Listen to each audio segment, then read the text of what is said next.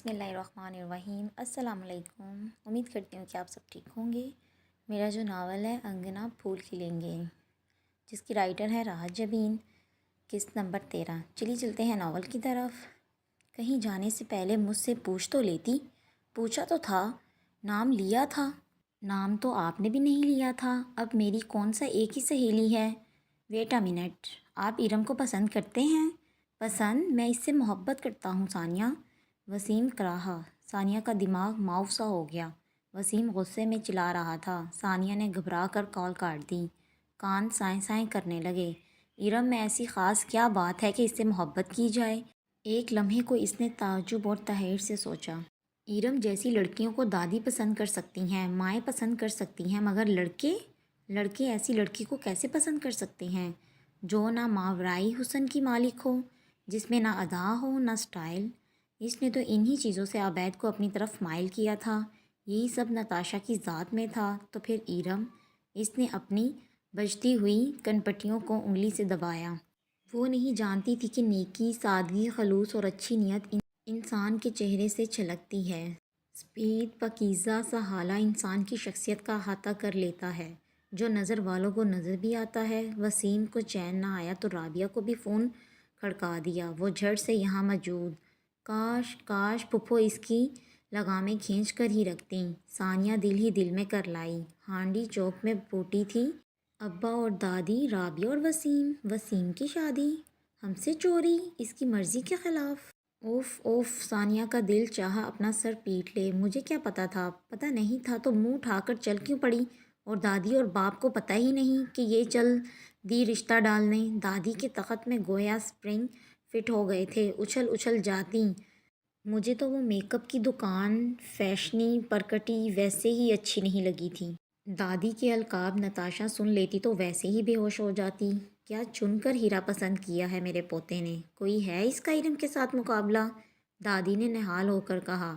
ارم کا نام لبوں پر آتے ہی لہجے میں بشاشت اور چہرے کی رونق واپس لوٹ آئی۔ ثانیہ جل بھون گئی۔ ارم درمیان میں کہاں سے آ گئی؟ درمیان میں تو تم نتاشا کو لائی ہو۔ جانے سے پہلے وسیم سے ڈھنگ سے پوچھ تو لیتی۔ اب اس نے صاف کہہ دیا ہے، شادی کروں گا تو ارم سے، ورنہ نہیں کروں گا، رابعہ نے بتایا۔ وسیم کے دل سے پچھتاوا اتنا بڑا بلنڈر ہو کیسے گیا؟ کاش کھل کر بات کر لیتا، صاف نام لے لیتا۔ پتہ نہیں کیوں اتنا یقین تھا کہ ثانیہ ارم کے سوا کسی اور کا نام لے ہی نہیں سکتی۔ ارم کس قدر ہرٹ ہوئی ہوگی۔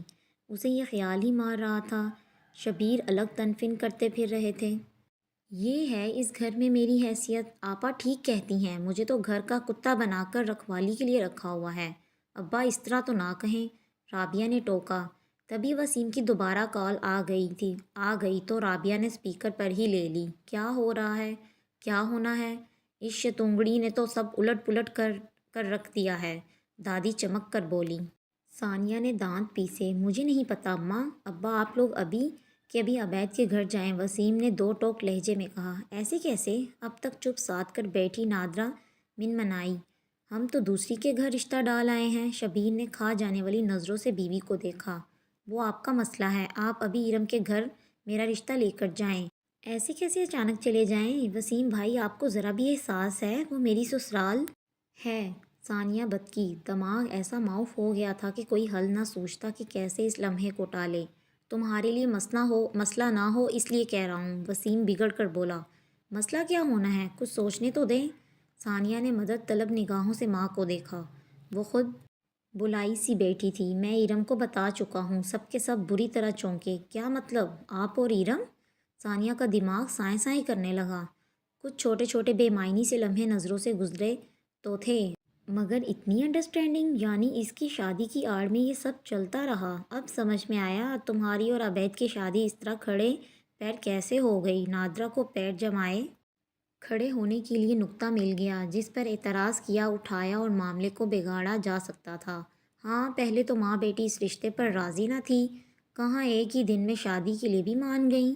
وہ تو ارم کا راستہ صاف کر رہی تھیں۔ ثانیہ نے دہائی دی۔ دادی اور رابعہ نے تعصب سے انہیں دیکھا۔ ہائے میری ناک کے نیچے میرا بیٹا لے گئی، جب بیٹی یہ سب کر رہی تھی تب تو اتنی تکلیف نہ ہوئی۔ دادی نے تعجب سے ناک پر انگلی جمائی۔ اب بیٹا پسند کی شادی کر رہا ہے تو اتنی آگ کیوں لگ رہی ہے؟ کاش کاش دادی کا بڑھاپا دانت نہ لے کر جاتا، زبان لے جاتا، ثانیہ نے تڑپ کر سوچا۔ شبیر اور رابعہ نے فوراً اسبات میں گردنیں ہلائیں۔ نتاشا کا کیا ہوگا وسیم بھائی؟ وہ آپ سے محبت کرتی ہے، پھر اتنا امیر گھرانہ ہے آپ کی۔ زندگی بدل جائے گی۔ ثانیہ نے اپنی سی کوشش کی۔ میں اپنی زندگی خود بدل سکتا ہوں، تم اپنے گھر جاؤ، وہاں میرے رشتے کا ذکر کر دو تاکہ اماں ابا باقاعدہ جا کر پرپوزل دے سکیں۔ باقی رہی نتاشا تو وہ میرا مسئلہ نہیں ہے، وسیم نے حتمی انداز میں کہہ کر کال کاٹ دی۔ ٹھیک ہی تو کہہ رہا ہے، یہی طریقہ ہے، یہی دستور ہے۔ مجھے تو ایرم بہت پسند ہے، وسیم کی زندگی ہی نہیں اس گھر کی حالت بھی بدل جائے گی۔ کیوں شبیر؟ دادی کی آواز پر انہوں نے فوراً اسبات میں سر ہلا دیا۔ رابعہ دانستہ خاموش ہوئی۔ ثانیہ کے دانت پیسنے کی آوازیں آ رہی تھیں۔ تھوڑی مس انڈرسٹینڈنگ ہو گئی تھی۔ آئی ایم سوری، میں تمہیں دھوکہ دینے کا سوچ بھی نہیں سکتا۔ ان معاملات میں بھی مس انڈرسٹینڈنگ ہوتی ہے؟ وسیم کے میسج کے جواب میں ایرم نے تلخی سے سوچا۔ جواب دینے کا تو سوال ہی پیدا نہیں ہوتا تھا، اسے اس سلسلے کو یہی ختم کرنا تھا۔ ایرم نے موبائل رکھ دیا۔ تب بھی ہلکی دستک کے بعد عبید بھی آ گیا۔ کیسی طبیعت ہے؟ ٹھیک ہوں میں، اب تو درد بھی نہیں ہو رہا۔ اس نے شرمندگی سے اپنے ہاتھ کو دیکھا۔ اسے سب کے سامنے ایسا رد عمل نہیں دینا چاہیے تھا۔ تو بس پھر آ جاؤ، سب تمہارا انتظار کر رہے ہیں۔ آپ لوگ چائے پی لیتے؟ وہ تو پی لیتے، لیکن اس کے ساتھ جو اتنے سارے لوازمات ہیں وہ تمہارے بغیر کیسے کھاتے؟ عبید نے بے چارگی سے کہا۔ بھائی کی محبت پر اس کی آنکھیں نم ہونے لگیں۔ اس سے قبل کہ وہ کچھ بولتی، اس کے موبائل پر بیل آنے لگی۔ ایرم کی سادگی ہی تھی اور دل میں کھوٹ بھی کوئی نہ تھا۔ تبھی تو وسیم کا نمبر وسیم بھائی کے نام سے ہی محفوظ کر رکھا تھا۔ وسیم کی کال کیوں آ رہی ہے؟ عبید نے پوچھا۔ ایک لمحے کو ایرم سن سی ہو گئی، کوئی جواب ہی نہ سوجا، پھر فوراً سنبھلی۔ ثانیہ کے پاس بیلنس نہ ہو تو وسیم بھائی کے نمبر سے کال کر لیتی ہے، لیکن وسیم تو یہاں نہیں ہے اور ثانیہ امی ابو کے پاس بیٹھی ہے۔ وہ الجھا، پھر غلطی سے لگ گئی ہوگی۔ ایرم نے کال کاٹ کر موبائل دوسری طرف رکھ دیا۔ اور تم نے پہلے کیوں نہیں بتایا؟ ثانیہ آ گئی ہے، وہ جلدی سے اٹھی۔ ایرم کسی بات سے ڈسٹرب ہو تو بتاؤ۔ نہ جانے کیوں عبید کو ایرم کا رویہ عجیب سا لگ رہا تھا۔ ظاہرہ کوئی بات ہوئی تو تم سے ہی کہوں گی۔ وہ مزمحل سا مسکرائی، لیکن ایسی کوئی بات ہے ہی نہیں۔ اب آ جاؤ، ثانیہ سے مل لو، ورنہ برا مان جائے گی۔ بھابھی بن کر اس کا مزاج کچھ زیادہ ہی نازک ہو گیا ہے۔ دیکھو اب تم میری بیوی کی برائیاں کر رہی ہو۔ جی نہیں، اپنی سہیلی کی شکایت لگا رہی ہوں۔ کوئی رونق نہیں تھی تم لوگوں کے بغیر۔ یہ تمہاری ساس بھی بلائی بلائی سی پھرتی تھیں۔ دونوں کمرے میں داخل ہوئے تو توفیق صاحب کہہ رہے تھے، میز پر لوازمات رکھے تھے۔ ثانیہ اطمینان اور سکون سے ان لوازمات سے لطف اندوز ہو رہی تھی۔ حالانکہ جب گھر سے نکلی تھی تو اندر بھامپر جل رہا تھا، مگر اب وہ پرسکون تھی۔ اس کا کام رشتہ ڈالنا تھا، ضروری تو نہیں کہ یہ لوگ وٹے سٹے پر راضی ہو جائیں۔ نادرہ نے بھی دبے لفظوں میں کہا تھا۔ حرج تو کوئی نہیں، وہاں بے ضرر سی ساس ہوگی تو یہاں بھابھی کے روپ میں ایرم بہت میں مروت ہو۔ ایرم نے اپنے پسماندہ لہجے کو بشاشت کی اوڑھنی اڑائی، آرام سے جا کر میکے بیٹھ گئی۔ میرا تو کوئی خیال ہی نہیں۔ وہ ثانیہ کے ساتھ بیٹھ گئی۔ تمہارا ہی خیال کر کے جلدی واپس آئی ہوں۔ ثانیہ نے غور سے ایرم کو دیکھا، چہرہ بھجا بھجا سا تھا، آنکھیں روئیں روئیں سی تھیں۔ تمہیں کیا ہوا ہے؟ ہاتھ جل گیا؟ ایرم نے نظریں چرا کر ہاتھ سامنے کیا۔ دھیان کہاں تھا؟ زمائنی لہجہ، تمہارے لیے اہتمام کر رہی تھی۔ عبید باپ کے پاس جا بیٹھا۔ میں نے بتایا تو تھا کہ ہم وسیم بھائی کے رشتے کے لیے جا رہے ہیں۔ ثانیہ نے دوبارہ ایک دم ایرم کو دیکھا۔ وہ خاموشی سے اپنے ہاتھ کے زخم کو دیکھتی رہی۔ کیا بنا رشتے کا؟ آسیہ نے چائے کپوں میں نکالتے ہوئے سرسری انداز میں پوچھا۔ رشتہ تو طے ہی تھا، مگر ہمیں انکار کرنا پڑا۔ کیوں؟ عبید نے پوچھا۔ ثانیہ نے ہلکا سا توقف کیا، پھر جواب دیا، ایرم کی وجہ سے۔ ایرم نے مڑ کر جھٹکے سے ثانیہ کو دیکھا، بلکہ سب سے متحیر سے اسے دیکھنے لگے تھے، مگر وجہ صرف عبید نے پوچھی۔ ایرم کیا ذکر؟ اس کا تو ذکر ہے۔ ثانیہ نے مسکرا کر ایرم کو دیکھا، جس کا رنگ پھیکا پڑ گیا تھا۔ بلکہ میں تو اس سے بہت ناراض ہوں۔ اس نے مجھے بھابھی ہی سمجھا، سہیلی نہیں۔ یہ بتا دیتی تو کیا میں وسیم بھائی کا پرپوزل کہیں اور لے کر جاتی؟ ایرم کے جسم میں گویا جان نہ رہی تھی۔ ثانیہ، عبید نے بے حد ناگواری سے ٹوکا۔ ایرم کیا بتا دیتی؟ توفیق صاحب کو یوں بھی ادھوری باتیں پسند نہ تھیں۔ ادھوری باتیں ابہام اور غلط فہمیاں پیدا کرتی ہیں۔ یہی کہ وسیم بھائی اور ارم کا افیئر چل رہا ہے۔ اس نے کس قدر نامناسب جملے کا انتخاب کیا تھا۔ ایک لمحے کو تو کوئی کچھ بول ہی نہ سکا، پھر عبید کو ایک دم غصہ آ گیا۔ کیا فضول بات کر رہی ہو؟ اس میں فضول بات کیا ہے؟ ثانیہ نے بے حد حیرت سے سب کے چہرے دیکھے۔ اگر ارم اور وسیم ایک دوسرے کو پسند کرتے ہیں تو اس میں برا کیا ہے؟ ثانیہ ایسی کوئی بات نہیں، ارم بددقت بولی۔ وہ تو نظر نہ اٹھا سکی تھی۔ کسی کو پسند کرنا بری بات نہ تھی، مگر اس طرح سب کے سامنے ثانیہ کا لہجہ اور انداز وہ کٹ کر رہ گئیں۔ اب چھپانے کا کیا فائدہ یار، سب کچھ سامنے آ تو گیا ہے، بلکہ تمہیں پہلے ہی مجھے بتا دینا چاہیے تھا۔ ہمارے گھر تو مصیبت بنی ہوئی ہے، ہم تو لا علمی میں رشتہ ڈال آئے تھے۔ اب وسیم بھائی نے شور مچا رکھا ہے کہ شادی کروں گا تو ارم سے۔ تھوڑا سا ہی اشارہ دے دیتی تو میں سچویشن کو سنبھال لیتی، اتنی خوف تو نہ ہوتی۔ آسیہ اور توفیق نے ایک دوسرے کو دیکھا۔ ارم نے نظر اٹھا کر ماں باپ کو، پھر غصے اور جھنجھلاہٹ میں بول اٹھی۔ بات کو غلط رخ مت دو، اگر تمہارا بھائی مجھ سے شادی کرنا چاہتا ہے تو اس میں میرا کیا قصور؟ تمہارے گھر کا مسئلہ ہے، وہاں حل کرو۔ اف، کتنی معصوم ہو ڈیئر۔ ثانیہ نے پیار سے ارم کا ہاتھ تھام لیا۔ وقت بدل گیا ہے، اب ایسی باتوں میں شرمانے گھبرانے کی ضرورت نہیں ہے۔ بس کرو ثانیہ، آسیہ نے ناگواری سے ٹوکا۔ اگر ایسی کوئی بات ہوتی تو ارم مجھ سے بات ضرور کرتی۔ آپ لوگوں کو میری بات پر یقین نہیں؟ ثانیہ نے باری باری سب کو دیکھا۔ سب کے چہروں پر ناگواری اور تناؤ تھا۔ شاید ثانیہ کے بات کرنے کا انداز ہی ایسا تھا کہ سبھی کو برا لگا۔ عبید کی پیشانی پر کئی سلوٹیں تھیں۔ تو پھر ارم کا وسیم بھائی سے رابطہ کیوں تھا؟ اس کے موبائل میں اس کے میسیجز کیوں محفوظ ہیں؟ ثانیہ نے محض اندازہ ہی لگایا تھا۔ ارم کا رنگ اڑ گیا۔ یہ سچ تھا کہ اس نے وسیم کے میسیج ڈیلیٹ نہیں کیے تھے۔ وسیم کے بے تحاشا پیغامات اور جواب میں ارم کی طرف سے شاید ایک آدھ کا ہی جواب دیا ہوگا۔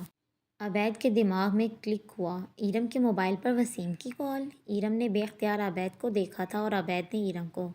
تم تو نہیں دکھاؤ گی، میں تمہارا سیل لے کر آتی ہوں۔ ثانیہ کھڑی ہوئی۔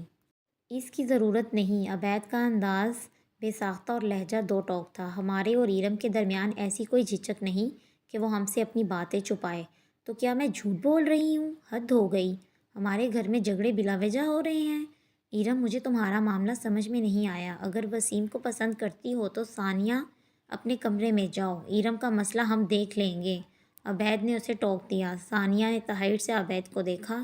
ایک پل میں عبید نے اسے اپنی فیملی سے نکال باہر کیا۔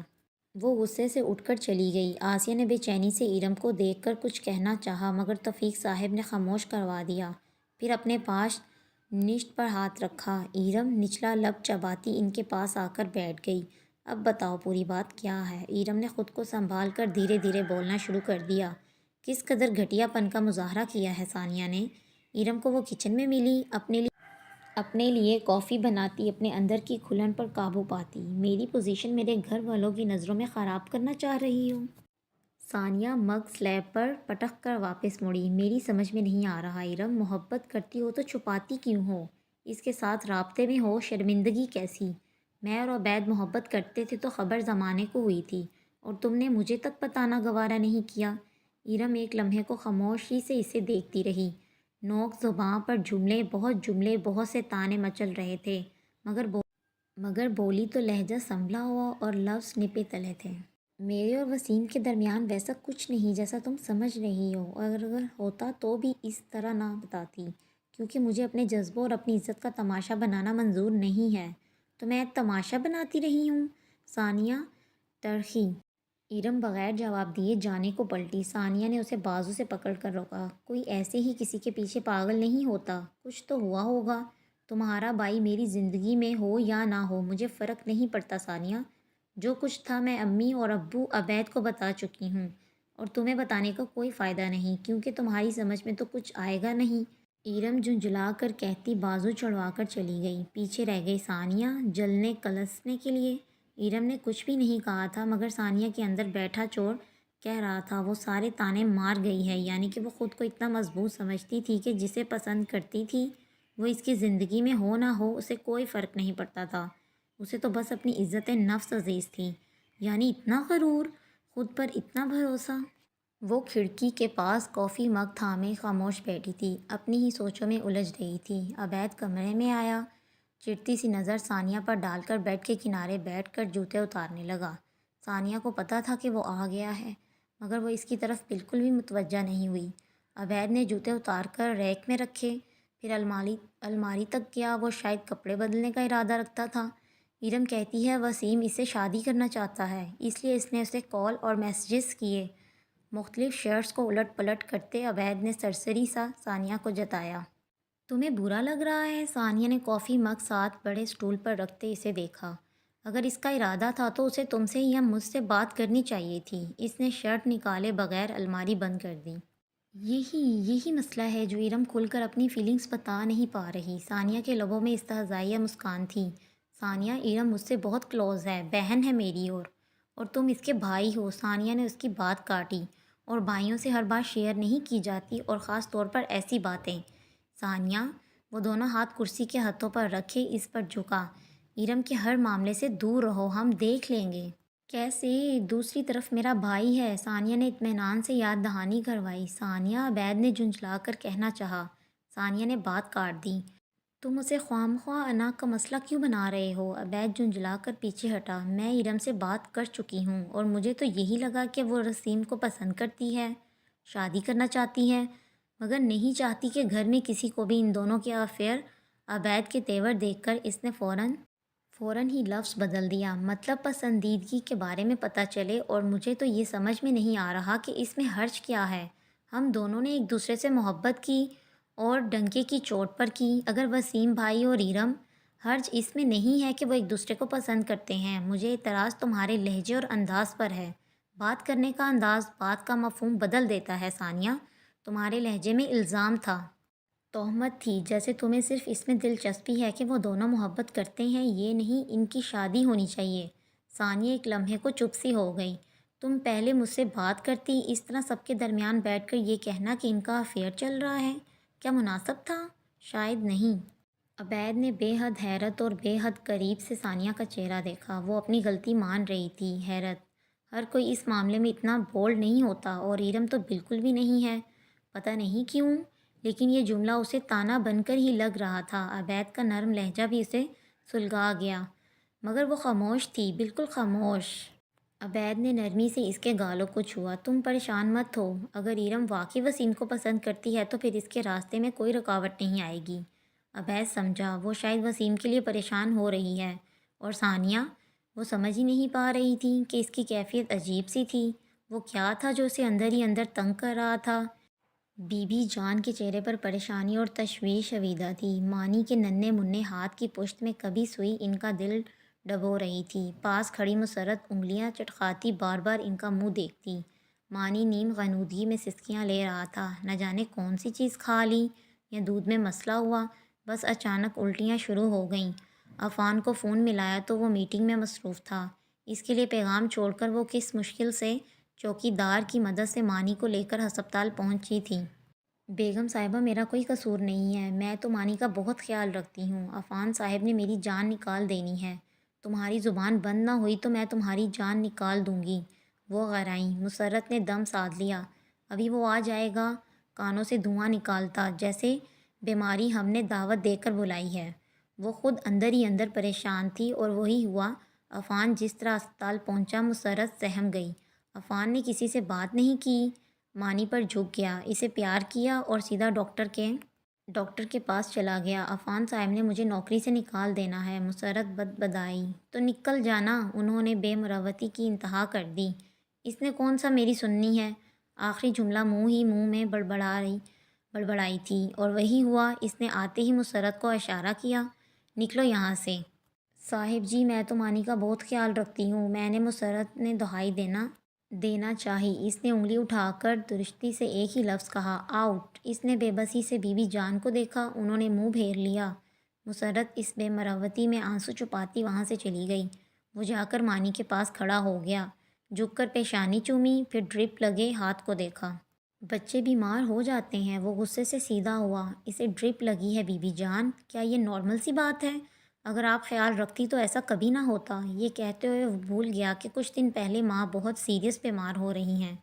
ایسا کرو، یہ فیکٹری چھوڑ کر گھر بیٹھو اور رکھو اس کا خیال، کیونکہ میری تو یہ عمر ہے نہ حالت ہے، اور ویسے بھی میرے تو سارے بچے محلے والوں نے پالے تھے۔ عفان کی سمجھ میں نہ آیا کہ ماں ہمیشہ ایسے موقع پر اتنی پرائی، اکھڑا اور بدمزاج کیوں ہو جاتی ہیں، جیسے اس کی حالت سے لطف لے رہی ہوں۔ مجھے بھی یہی لگتا ہے، وہ بڑبڑایا۔ بی بی جان نے اسے کھا جانے والی نظروں سے دیکھا، مگر اس کے بعد دونوں نے ہی ایک دوسرے سے بات نہ کی، یہاں تک کہ مانی کی ڈرپ ختم ہوئی اور اسے ڈسچارج کر دیا گیا۔ صبح معمول کے مطابق رہی تھی، وہ فجر کے وقت اٹھی، نماز، تلاوت قرآن پاک، تسبیحات و اذکار تک وہ تھک گئیں۔ گرم گرم چائے کی طلب نے اس وقت مسرت ان کے لیے چائے لاتی تھی، انہیں کچن میں آنے پر مجبور کر دیا۔ ابھی چائے کا پانی رکھا ہی تھا کہ عفان فیڈر ہاتھ میں لیے آ گیا۔ بی بی جان کے لبوں کو ہلکی سی مسکراہٹ نے چھوا اور مدھم ہو گئیں۔ مانی کیسا ہے؟ انہوں نے سنجیدگی سے پوچھا۔ ٹھیک ہے، نہ ہوتا تو آپ کو اب تک اس کے رونے کی آواز آ جاتی، وہ رکھائی سے بولی۔ رت جگہ آنکھوں سے ظاہر تھا۔ فیکٹری نہیں جانا؟ انہوں نے تحمل کا مظاہرہ کیا۔ نہیں، آپ ہی نے تو کہا تھا گھر بیٹھ کر مانی کا خیال رکھو۔ انہوں نے تعجب سے بیٹے کو دیکھا جو فریج کھول کر جائزہ لے رہا تھا۔ اچھی بات ہے، اب گھر میں ہو تو میرے لیے ناشتہ بنا دینا، اب خالی چائے کیا لوں؟ انہوں نے تحمل اور سکون سے برنر بند کیا۔ عفان نے بھنویں اچکائی۔ مانی کو چینج کروا کر میرے پاس چھوڑ دینا، اس کے کپڑے بھگو کے رکھ دینا، اور دوپہر کے کھانے میں تو کچھ ہلکا ہی لوں گی، اپنے لیے جو بنانا ہوا بنا لینا۔ ہاں، چوکیدار کو کھانا دینا نہ بھولنا۔ گھر کی صفائی تو ویٹ اے منٹ، اس نے جھنجھلا کر فریج کا دروازہ زور سے بند کیا۔ یہ سب کچھ میں کیوں کروں گا؟ اس کی آنکھوں میں بلا کی خفگی اور ناراضی تھی، کیونکہ یہی سب کچھ مسرت کرتی تھی۔ اب اسے تم نے گھر سے نکال دیا ہے، اور ان درد زدہ گھٹنوں کے ساتھ میں تو یہ سب کرنے سے رہی۔ آپ مجھ سے بدلہ لے رہی ہیں؟ اسے صدمہ ہوا۔ تمہارے پاس کوئی اور حل ہے تو بتا دو، نئی ملازمہ آ جائے گی، اور تب تک کیا کرو گے؟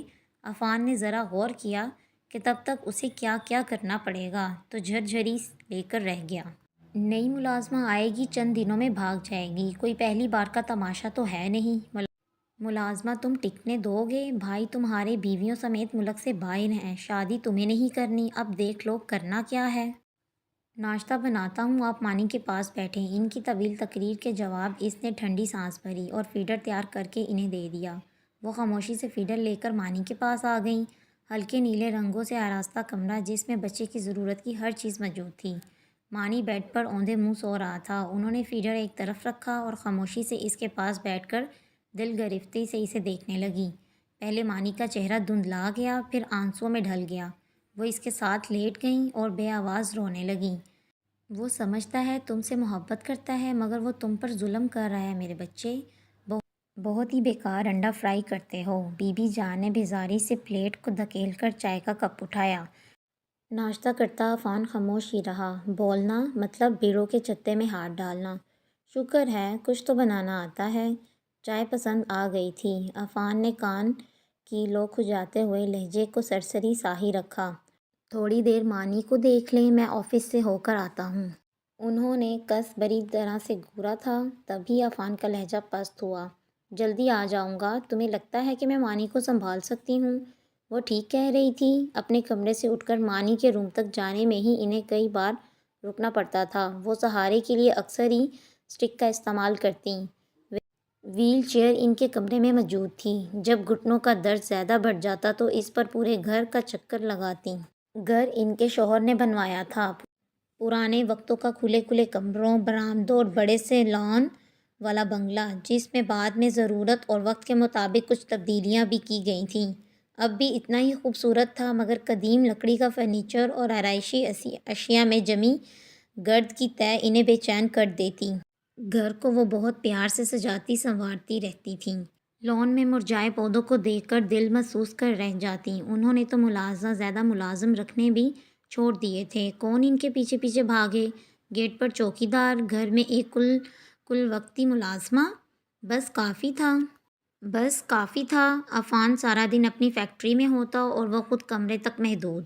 آپ مجھ سے کس بات کا بدلہ لے رہی ہیں؟ وہ عفان کی آواز پر چونک گئی، پھر گہری سانس لے کر رہ گئیں۔ میں بدلہ نہیں لے رہی، یہ زندگی تم نے خود اپنے لیے چنی ہے۔ تم نے مانی کو اس سے چھین کر اچھا نہیں کیا۔ وہ بی بی جان کی بات پر تڑپ کر رہ گیا۔ میں نے نہیں چھینا، اسے جانے کی جلدی تھی، اور مت بھولیں اس نے غصے سے میز پر انگلی بجائی، یہ سب آپ کی وجہ سے ہوا ہے، آپ چاہتی تو اسے روک سکتی تھیں۔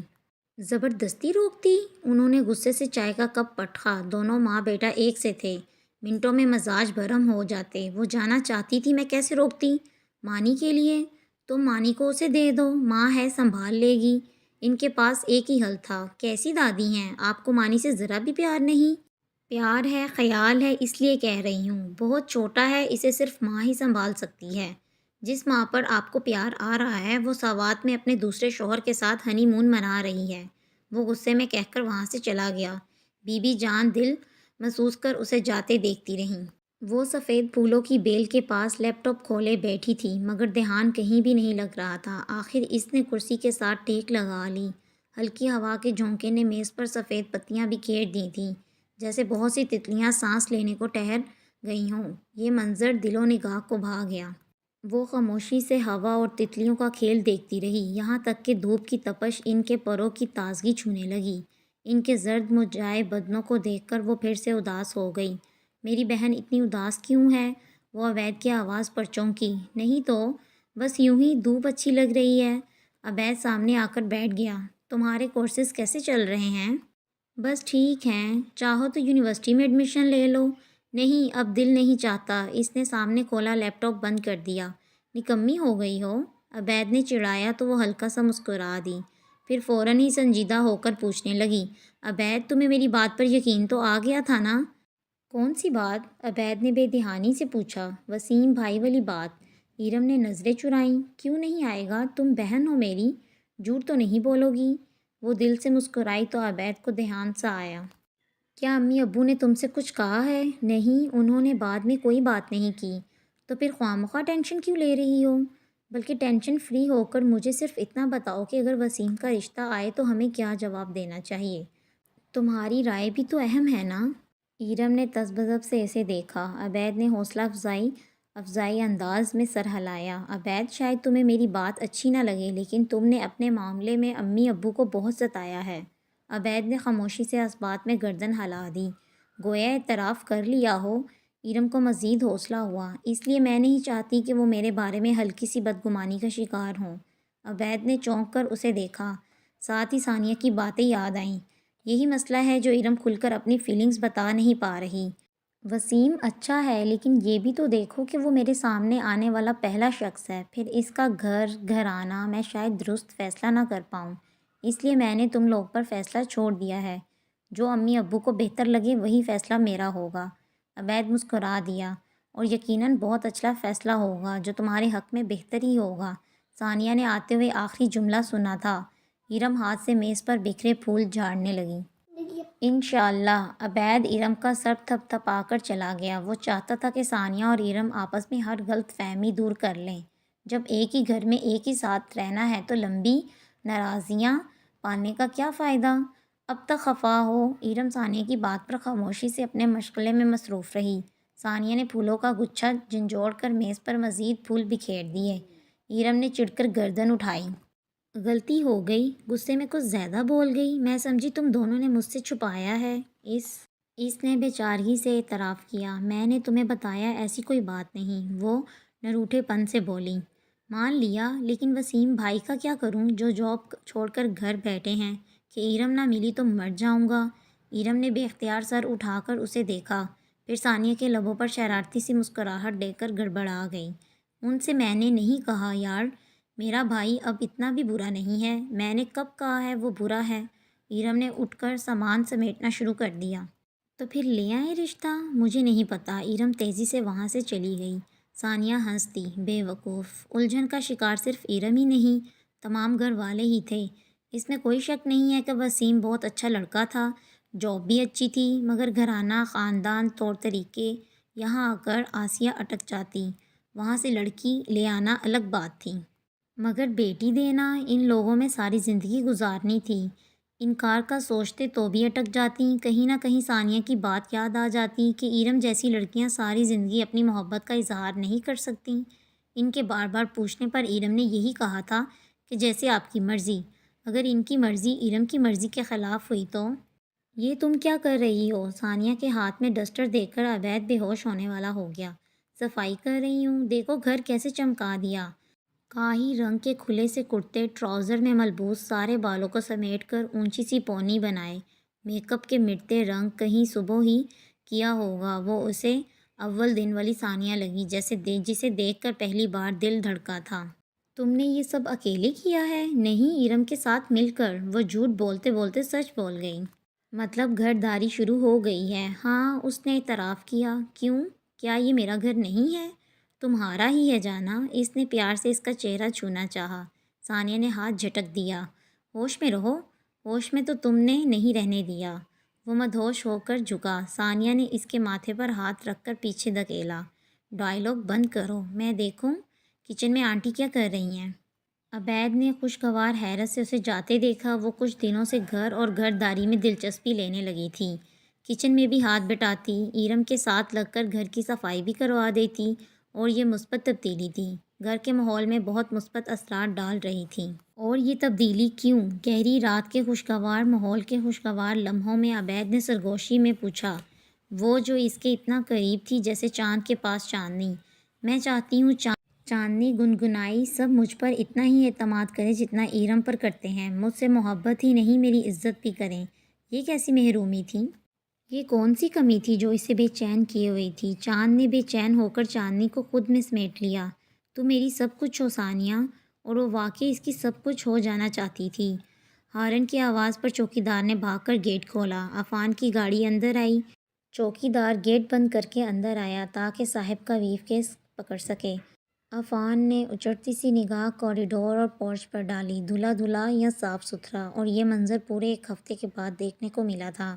ابھی تک کسی ڈھنگ کی ملازمہ کا بندوبست نہ ہو سکا تھا۔ چوکیدار کی بیوی آ کر تھوڑا کام کر جاتی، کبھی اسے چھٹی کرنا پڑتی۔ کام تو ہو جاتا، مگر مسئلہ مانی کا تھا۔ وہ مسرت سے بے حد اٹیچ تھا، اکثر نام لے کر پوچھتا، کبھی ضد کرنے لگتا کہ اس کے پاس لے کر جاؤ۔ نصیر، مسرت آئی تھی؟ صاحب کے سوال پر چوکیدار گڑبڑا گیا۔ جھوٹ کیا بولتا کہ صاحب کی نگاہ کمال تھی۔ اس نے خاموشی سے گردن جھکائی۔ غیر محسوس طور پر عفان کے اندر اطمینان کی لہر دوڑ گئی۔ اندر صاف ستھرا مانی ہاجرہ بیگم کے پاس بیٹھا کھیل رہا تھا۔ اس کے سلام کے جواب میں انہوں نے اپنا کندھا دبانا شروع کر دیا۔ مانی اس سے لپٹ گیا۔ آپ کو بھوک لگی ہوگی، میں ابھی کھانا آرڈر کرتا ہوں۔ بنا چکی ہوں۔ تمہارے آسرے پر رہی تو یا بھوکی رہوں گی یا بیمار، انہوں نے رکھائی سے کہا۔ تو پھر میں مانی کے کپڑے دھو دیتا ہوں۔ دھو لیے تھے پہلے تو، جیسے یہ کام تم کرتے رہے ہو۔ انہوں نے گھورا تو عفان نے ستائشی انداز میں صاف ستھرے کمرے کو دیکھا۔ آپ نے تو لگتا ہے صفائی بھی کر لی ہے۔ میرے نصیب، جو اس عمر اور بڑھاپے میں سارے کام سر پر آ پڑے ہیں۔ انہوں نے آہ بھری۔ مانی کا منہ چومتے عفان نے ماں کو دیکھا۔ آپ نے تو واقعی کمال کر دیا۔ لائیں آپ کے پاؤں دبا دیتا ہوں۔ وہ مانی کو لے کر ان کے پیروں کی طرف بیٹھا۔ انہوں نے پیر کھینچ لیے۔ ضرورت نہیں۔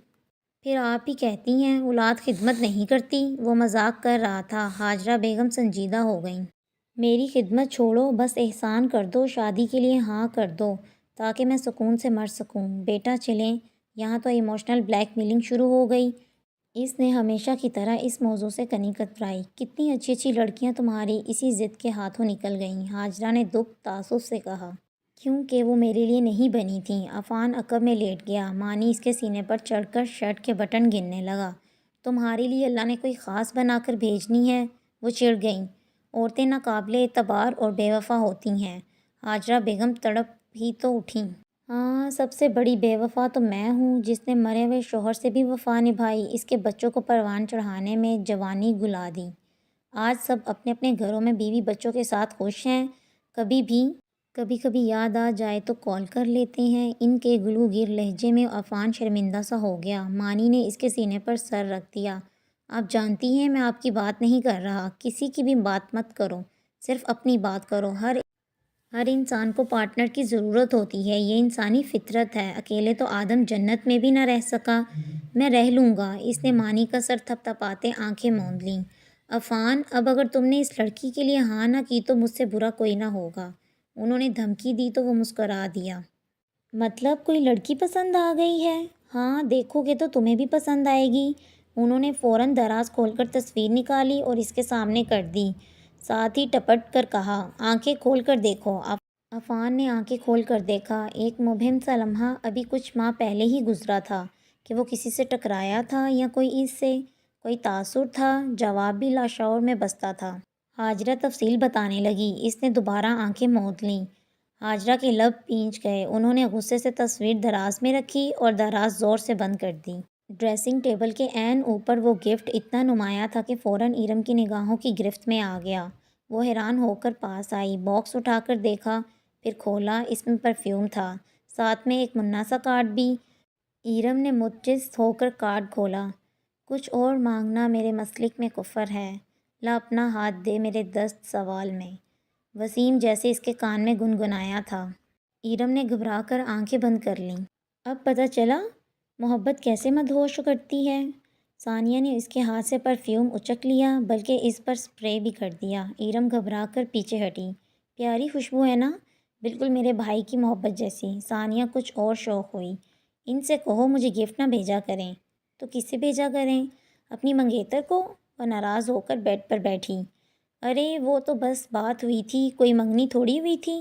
منگیتر تو تم بنو گی انشاءاللہ۔ اس نے ہلکا سا پرفیوم اپنی کلائی پر چھڑکتے مزے سے کہا۔ ثانیہ، ایرم نے بے ساختہ کہا، میری جان، اس دور میں محبتیں بہت مشکل سے ملتی ہیں، اور میں نے تو سوچ لیا ہے کچھ بھی کر کے تم دونوں کو ایک کر کے رہوں گی۔ کیوں کر رہی ہو یار؟ ایرم بے بس سی ہو گئی۔ وہ کتنا بھی غصہ کرتی، ثانیہ اسے آتے جاتے وسیم کے حوالے سے ذو معنی فکریں کہتی ہی رہتی۔ اس میں میرا فائدہ ہے پیاری، سمجھا کرو۔ وہ دھپ سے اس کے سامنے بیٹھی۔ تمہارا فائدہ؟ ایرم نے الجھ کر پوچھا۔ ساری زندگی عبید دب کر رہے گا؟ ثانیہ نے ایک آنکھ دبائی۔ بہت ہی کمینی ہو، ایرم نے کشن اٹھا کر اسے دے مارا۔ سو تو ہوں، اس نے فخر سے کہا، پھر دونوں ہی ہنس دی۔ باہر تک آواز آ گئی۔ لاؤنج میں بیٹھے توفیق صاحب مسکرا دیے۔ ثانیہ نے اپنے حوالے سے ہر خدشے کو ختم کر دیا تھا۔ گھر اسی طرح ہنستے بستے اچھے لگتے ہیں۔ پورا لاؤنج بھر گیا تھا۔ ثانیہ کا پورا گھر دادی اور رابعہ سمیت، دادی تو آصفہ کو بھی بلانے کو تیار تھی، بمشکل روکا کہ ابھی صرف بات کرنے جا رہے ہیں، تو پھر تم لوگوں کی بھی کیا ضرورت ہے، میں اور شبیر جا کر بات کر آتے ہیں۔ انہوں نے ناراضی دکھائی۔ اونٹ کسی کروٹ بیٹھ ہی نہیں رہا تھا۔ وسیم کو دوبارہ آنا پڑا۔ نادرہ کو تب چڑھ گئی۔ اتنی چھٹیاں کرو گے تو اگلے نوکری سے فارغ کر دیں گے۔ میرا رشتہ لے جائیں، میں واپس چلا جاتا ہوں۔ اس نے تہیہ کر لیا تھا کہ اب کے یہ کام کروا کے ہی جانا۔ یہ نہیں جائے گی، اس کو صرف اپنی بیٹیوں کی پرواہ ہے۔ شبیر نے طعنہ مارا۔ وٹا سٹا اچھا نہیں ہوتا۔ نادرہ نے اگلا اعتراض نکالا۔ اماں، ہم کوئی جاہل لوگ تو نہیں ہیں جو ایک دوسرے کے پیچھے اپنا گھر برباد کر دیں گے۔ وسیم جھنجھلایا۔ تبھی ثانیہ چلی آئی۔ نادرہ نے اسے یوں دیکھا جیسے کہہ رہی ہوں، اب خود ہی سنبھالو۔ ٹھیک ہی تو کہہ رہا ہے میرا بھائی، آپ لوگ رشتہ لے آئیں، میں نے ماحول بنا دیا ہے۔ کیا کہہ رہی ہو؟ نادرہ حق تک رہ گئی۔ جی ہاں، اتنے دنوں سے اچھی بہو بن کر رہ رہی ہوں، ایک بھی چکر میکے کا لگایا؟ اس نے دادی طلب نگاہوں سے سب کو دیکھا۔ برتن دھو دھو کر ہاتھ گھس گئے ہیں، صفائیاں کر کر کے ایڑیاں پھٹ گئی ہیں۔ دادی صدقے۔ دادی نحال ہوئی تو رابعہ پریشان۔ تمہاری طبیعت تو ٹھیک ہے؟ بالکل ٹھیک ہے، بات صرف اتنی سی ہے کہ مجھے اپنے بھائی سے بڑھ کر کچھ بھی عزیز نہیں۔ ایرم کی محبت کا اثر؟ وسیم کے دماغ نے کلک کیا۔ وہ موتی کی خوشبو تھی جسے چھو جائے اس کو معطر کر دے۔ وسیم کا اندر باہر مہکنے لگا۔ وسیم بھائی کے لیے مجھے اپنا گھر بھی چھوڑنا پڑا تو میں چھوڑ دوں گی، اور تب تک نہیں جاؤں گی جب تک وہ لوگ اس رشتے کے لیے ہاں نہیں کر دیتے۔ اب ایسا بھی نہیں کہ تم میری خاطر اپنا گھر خراب کر لو۔ وسیم شرمندہ ہو گیا۔ تو پھر سوچتے کیا ہو؟ جب سب ہی راضی ہیں تو چلو نا۔ دادی نے شور مچایا اور اب سبھی گھر میں موجود تھے۔ ایرم بوکھلا کر کمرے میں گھس گئی۔ ثانیہ نے چائے بنائی، ٹرالی سجائی، ماحول بے حد خوشگوار تھا۔ ایرم، ثانیہ کمرے میں آئی۔ وہ اتنی پزل تھی کہ اس نے کپڑے بھی نہیں بدلے تھے۔ پلیز ثانیہ، تم ہی لے جاؤ، میں نہیں جا رہی۔ وہاں سب موجود ہیں، مجھے عجیب سا لگ رہا ہے۔ ایک تو تمہیں کبھی بھی اپنی کیفیت سمجھ میں نہیں آئی، اسے خوشی کہتے ہیں میری جان۔ ثانیہ ہنسی۔ مجھے نہیں پتا، سب پتہ چل جائے گا۔ ثانیہ نے شرارت سے آنکھ دبائی، پھر فوراً ہی لہجہ بدل لیا۔ اچھا اب میرا ایک کام تو کر دو، اس سوٹ کے ساتھ کا دوپٹہ چھت پر رہ گیا ہے، وہ لا دو۔ ابھی لاتی ہوں۔ ایرم تو ہاں وہاں سے کھسکنا ہی تھا، اس لیے فوراً اڑن چھو ہو گئی۔ مگر چھت پر کوئی دوپٹہ نہیں تھا، مگر وہ تھا بے چینی سے انتظار کرتا۔ ارم کے قدم جم گئے، گھبرا کر سیڑھیوں کی طرف دیکھا۔ آپ یہاں کیا کر رہے ہیں؟ تمہارا انتظار، میں جا رہی ہوں۔ اب کہاں جاؤ گی؟ گھر والے شادی کی تاریخ لے کر ہی آئیں گے۔ وسیم بھائی، اب آپ مجھے اس طرح تنگ کریں گے؟ ارم روحان سی ہو گئی۔ اب تو بھائی کہنا چھوڑ دو، ابھی ہمارے رشتے کا آفیشیلی اعلان نہیں ہوا، کون جانے امی ابو کیا فیصلہ کرتے ہیں۔ وہ جانے لگی۔ تم تو انکار نہیں کرو گی؟ اس نے آج سے پوچھا۔ ارم ذرا سا رکی، پھر بے اختیار نفی میں گردن ہلائی۔ تو کیا میں یہ دینے کا اختیار رکھتا ہوں؟ لمبی ڈنڈی والا سرخ گلاب اس کے ہاتھ میں تھا۔ ارم ذرا سا جھکی، کچھ قدم آگے بڑھی، پھر گلاب کھینچ کر تیزی سے جانے لگی کہ منہ سے سسکاری نکلی۔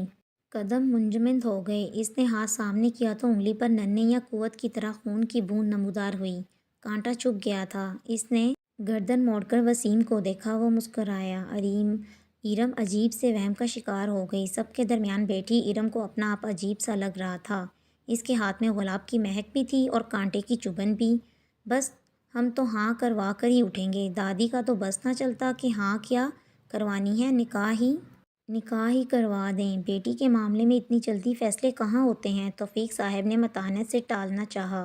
برسوں کا ساتھ ہے، نہ آپ سے کچھ چھپا ہے نہ ہم سے، پھر سوچ بچار کیسی؟ آپ ہمارے گھر کی رونق لے آئے ہیں، اپنے گھر کی رونق ہمارے حوالے کر دیں۔ شبیر صاحب کے لہجے میں حلاوت و شائستگی۔ نادرہ نے آنکھیں پھاڑ کر دیکھا۔ انہیں تو لگتا تھا کہ ان کے شوہر کو چار بندوں میں بیٹھ کر بات کرنے کی تمیز ہی نہیں ہے۔ یہ میرے ہی ابا ہیں؟ ثانیہ نے عبید کے کان میں سرگوشی کی۔ شش، میرا تو ارم کے ساتھ پیار ہی بہت ہے، یہ میرا کتنا خیال رکھتی ہے۔ ایک آواز پر سیڑھیاں پلانکتی آ جاتی ہے، دادی نے نہال ہو کر کہا۔ باہر بیل ہوئی؟ عبید دیکھنے چلا گیا۔ کون سا تمہارے لیے پھلانکتی تھی؟ نادرہ نے کلس کر سوچا۔ آسیہ نے ارم کو دیکھا۔ اگر وہ ہاں کر دے تو ارم کے کیا تاثرات ہوں گے؟ اس کے چہرے پر پھیلے شرم و حیا کے رنگوں نے فیصلہ کرنے میں آسانی کر دی۔ سوچ بچار کیا کرنی ہے؟ ہمیں دیکھیں، عبید کے لیے ایک بار بھی نہیں سوچا؟ نادرہ نے کوشش کر کے ایک جملہ بول ہی دیا، ورنہ تو بات کرنے کو دل ہی نہ چاہتا تھا۔ تو پھر توفیق صاحب ہم ہاں ہی سمجھے؟ شبیر نے پوچھا۔ توفیق نے آسیہ کی طرف دیکھا۔ انہوں نے اس بات میں گردن ہلا دی۔ آپ لوگ اتنی محبت اور مان سے بیٹی کا ہاتھ مانگ رہے ہیں تو میں انکار کر کے کفران نعمت کیوں کروں؟ انکل ہاتھ نہیں چاہیے، پوری کی پوری لڑکی چاہیے، ثانیہ نے شرارت سے کہا تو سب ہنس دیے۔ دادی نے خوشی سے کپ کپاتے ہاتھوں سے بٹوا کھول کر 5000 کا نوٹ جو وہ بطور خاص وسیم سے لے کر آئی تھی نکالا اور ارم کی مٹھی میں دبا دیا۔ بہت بہت مبارک ہو سب کو۔ اصل میں تو میرے رشتے بڑھ رہے ہیں، پہلے سہیلی تھی، پھر بھابھی بنی اور اب نند بن گئی ہوں۔ ثانیہ نے ارم کا گال چوم لیا۔ وہ شرم سے گلابی ہو رہی تھی۔ کس بات کا جشن ہو رہا ہے؟ سب نوال کی طرف متوجہ ہو گئے۔ انشاءاللہ میں نیکسٹ ایپیسوڈ جلدی اپلوڈ کروں گی۔ تب تک کے لیے اللہ حافظ، اپنا خیال رکھیے گا۔